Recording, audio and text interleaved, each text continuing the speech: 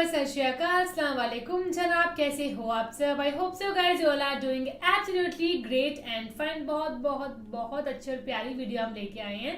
ये वीडियो को लास्ट तक जरूर देखना।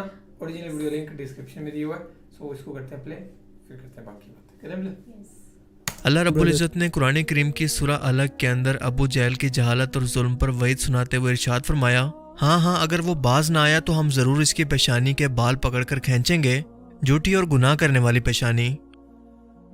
इसके बाद हदीस मुबारक में इरशाद होता है कि रसूलुल्लाह सल्लल्लाहु अलैहि वसल्लम ने फरमाया कि मैदान महशर के अंदर सबसे पहले कत्ल के गुनाह का फैसला होगा।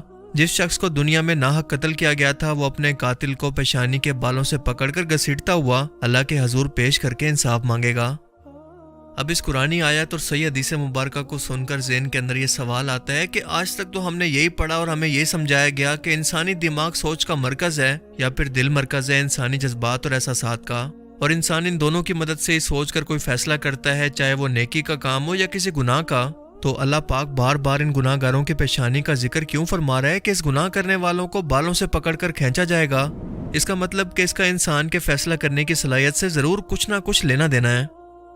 जदीद साइंस ने जब इंसानी दिमाग पर खोज की कि इसका हर एक हिस्सा कैसे काम करता है और अल्लाह ने इसके हर एक पोर्शन को या हिस्से को मखसूस काम के लिए कैसे डिज़ाइन किया है, तो इनकी हैरत की इंतहा न रही। क्योंकि आज से 1400 साल पहले बयान की गई ये पहेली आखिरकार हल हो गई, क्योंकि हमें पता चला कि इंसानी दिमाग को 4 बड़े हिस्सों के अंदर तकसीम किया गया और हर एक हिस्से का अपना एक मखसूस काम है, जैसा कि आप इस डायग्राम के अंदर देख सकते हैं।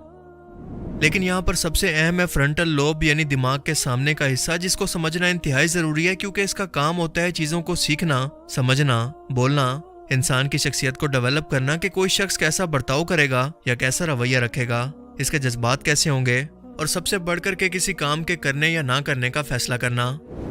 लिहाजा मेडिकल साइंस के मुताबिक अगर पेशानी का ये फ्रंटल हिस्सा यानी फ्रंटल लोब अगर काट दिया जाए तो इंसान फैसला करने की सलाहियत से महरूम हो जाएगा। इसे समझ ही नहीं आएगा कि क्या सही है और क्या गलत, इसे क्या करना चाहिए या क्या नहीं, यानी कुछ करने या ना करने की सलाहियत को खो देगा। अब जरा एक बार फिर से कुरानी आयात पर गौर करें कि इस हिस्से की इस खसूसियात की बिना पर कुरान करीम के अंदर यह फरमाया गया कि इसकी पेशानी के बाल खींचे जाएंगे, क्योंकि यही इरादा करने या फैसला करने की जगह है। इंसान की याददाश्त, इसकी सोच या इसका दिल जो मर्जी कहता रहे, लेकिन आखिर के अंदर अगर इसी फ्रंटल लोब ने यह सोच लिया कि इसे ये काम करना है तो इस फैसले के बाद वो ये गुनाह कर लेगा। ये कितनी हैरत अंगेज बात है कि इंसानों का खालिक इंसानी दिमाग के माइक्रोस्कोपिक लेवल पर जाकर इस खास पॉइंट की तरफ इशारा करके फरमा रहा है कि देखो, यह है वो दिमाग और इसका वो हिस्सा जो कि तुमसे ये काम करवाता है, इसीलिए क़यामत के दिन इसी को पकड़कर तुम्हें सजा दी जाएगी, क्योंकि फरिश्ते भी क़यामत के रोज पेशानी के बालों से पकड़कर गुनाहगारों को जहन्नुम के अंदर फेंकेंगे। साइंटिस्ट ने मजीद रिसर्च की तो पता चला कि जानवरों के अंदर दिमाग का यह हिस्सा इंतहाई छोटा और कमजोर है, इसीलिए जानवर ठीक फैसले नहीं कर सकते, क्योंकि इनमें लीडरशिप या क़यादत करने की सलाहियत ही मौजूद नहीं है। और इसीलिए आप देखते हैं कि जब भी जानवरों पर हमला होता है तो वो अलग अलग होकर भागने लगते हैं, ये सब मिलकर अपने लिए कोई फैसला नहीं कर पाते। और अगर ऐसा होता कि ये सब मिलकर कोई फैसला कर पाते तो शायद इनके शिकारी दुनिया से कब से भूख के हाथों मर चुके होते। कुरान करीम में अल्लाह पाक फरमाता है कि कोई जानदार नहीं मगर इसकी पेशानी अल्लाह रब्बुल इज़्ज़त की कुदरत में ना हो।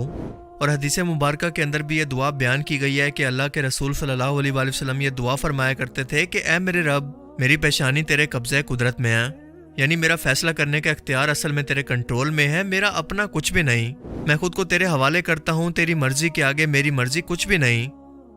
और यही नमाज में सजदा करने की हिकमत भी है कि पेशानी का वो हिस्सा जो कि खुद मुख्तार है उसको ज़मीन पर रखकर अल्लाह की बारगाह के अंदर अपने होने की नफ़ी या अपनी मर्जी की नफ़ी करना, कि ये पेशानी जो कि फैसला करने का इख्तियार करती है, इसको मैं अपने रब के हजूर पेश करता हूँ, इस पर सिर्फ मेरे रब का इख्तियार है, मैं इसकी रज़ा पर राज़ी हूँ। जब इंसान सजदा करता है तो दिल से खून दिमाग के अंदर जमा होता है और वो सारे जज्बात भी जो कि दिल के अंदर मौजूद हों इस वक्त इस हिस्से के अंदर जमा होते हैं। मिसाल के तौर पर गुस्सा, नफरत, बुग़्ज़ और गुनाह करने की चाहत। लेकिन इंसान जैसे ही ख्यालों या गुनाहों की अमाजगाह को ज़मीन पर रखकर खुद को अपने रब के सपुर्द करता है तो रहमत की तजल्ली इस पर पड़ती है। और यही वजह है कि हदीस पाक के अंदर बयान होता है कि बंदा सजदे की हालत के अंदर अपने रब के सबसे करीब होता है, और यह सजदा इसकी परेशानी, डिप्रेशन या टेंशन सबको ख़त्म करके इसे बिल्कुल पुरसकून बना देता है। यकीनन कुरान और हदीस के अंदर बयान की गई ये हिकमत किसी मौजज़े से कम नहीं है, लेकिन समझते वही हैं जो कि अकल रखते हैं। बाकी लोगों के लिए शायद ये कोइंसिडेंस या इत्तफाक हो सकता है। बाकी आप इस बारे में क्या सोचते हैं? अपनी कीमती राय का इजहार कमेंट सेक्शन में ज़रूर करें। اور اب میں ملوں گا آپ سے ایک ایسی ہی نئی انٹرسٹنگ ویڈیو میں. تب تک کے لیے اپنا بہت سا خیال رکھیے گا. Thanks for watching this video. تو یہ تھی ویڈیو، ہوپ سو آپ سبھی کو پسند آئی ہوگی. اگر پسند آئی ہوگی تو ضرور بتانا کمنٹ کر کے. اور ایسی ویڈیوز چاہتے ہو جیسی بھی چاہتے ہو پلیز سجیسٹ کرے جاؤ. ہم انسٹاگرام کھولا ہوا ہے، ساتھ میں ریکویسٹ ویڈیو آپ کی بنائی جا رہی ہے. سو باقی تو فی الحال اس ویڈیو میں تھا guys. Thank you so much for watching the video. ملتے ہیں نیکسٹ ویڈیو میں.